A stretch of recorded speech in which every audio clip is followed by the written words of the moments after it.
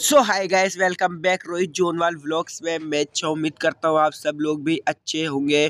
तो गाइस शुरुआत करते हैं। दादी को दूध देते हैं और दादी को दूध देने के बाद उसके बाद मैं जाता हूँ कार्तिक के पास और कार्तिक को बोलता हूँ, भाई तू कैसा है अब। तो कार्तिक बोलता है कि हाँ मैं ठीक हूँ और फ़ोन देख रहा था कार्तिक। तो मैंने देखा तो कार्तिक को बुखार वगैरह नहीं थी। फिर मैं कीर्तु से पूछता हूँ कि कार्तिक कुछ खाता है नहीं खाता। फिर कीर्तु बोलती कुछ भी नहीं खाता, रखे वे सब। फिर मैं कार्तिक को बोलता हूँ, भाई कुछ खाया कर तो जल्दी ठीक होगा। फिर मैं आता हूँ कपड़े के फोल्डिंग करने। उनके बाद मुझे चाचा ने बुला लिया है कि रोहित आजा, मशीन ख़राब हो गई। तो मैं और चाचू दोनों जाते मशीन सही करवाने के लिए। तो हम निकल गए मशीन सही करवाने के लिए। फिर पहुंच गए तो चाचा मिले और चाचा बोले थोड़ा बहुत काम है, ठीक हो जाएगा। तो बाहर देखा तो फॉर्च्यूनर गाइस। और उसके बाद में चाचा ने एक और को बुला लिया।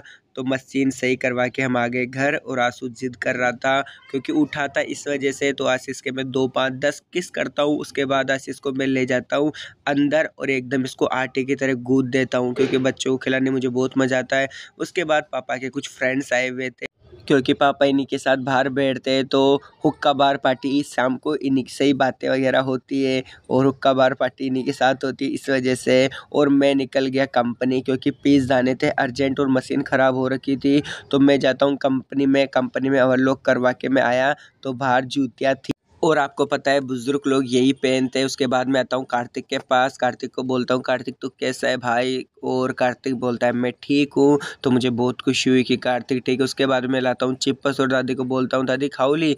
दादी बोली मैं तो कौन ही खाऊँ। फिर दादी ने मना कर दिया तो उसके बाद में मैं ही खाया पूरी चिप्स को।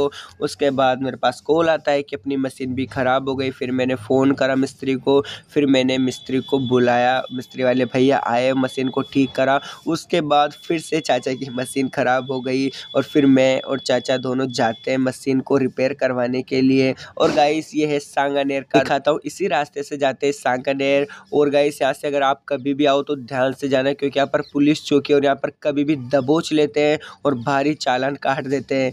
ये पूरा भरा होता है, जब चालान कटते हैं ना तब मतलब यहाँ तक भरा होता है गाड़ियों से। तो जब भी आए सतर्क आए, सावधान तरीके से आए, ठीक है। उसके बाद हम चलते हैं सांगानेर। तो हम पहुंच गए सांगानेर और यहाँ से सांगानेर मार्केट स्टार्ट होता है। और आज सांगानेर में बहुत ही कम भीड़ है क्योंकि त्यौहार निकल चुका है इस वजह से। वरना सांगानेर में यहाँ पर इतनी भीड़ होती है कि आपके बीच से मच्छर भी नहीं निकल पाए, इतनी ज़्यादा। वरना अगर हम भीड़ होती है तो हम दूसरे वाले रास्ते से आते। और ये है सांगानेर का मेन मार्केट, मालपुरा गेट वाला रास्ता। उसके बाद हम पहुंच गए मशीन वाले भैया के पास। मशीन वाले भैया ने बोला मशीन मिलेगी कल क्योंकि इसमें ज़्यादा खराबी है। तो मशीन को बोलते हैं बाय बाय और हम निकलते हैं घर की तरफ। तो मैं घर आता हूँ और घर आके देखता हूँ कि परी और आरवी दोनों सिलाई कर रहे थे। परी इतनी सी और बहुत अच्छी सिलाई करती है और बहुत फास्ट मशीन चलाती है। और परी और आरवी को बोलता हूँ दोनों हाई करो। और इसी के साथ करते हैं vlog end. Okay bye bye.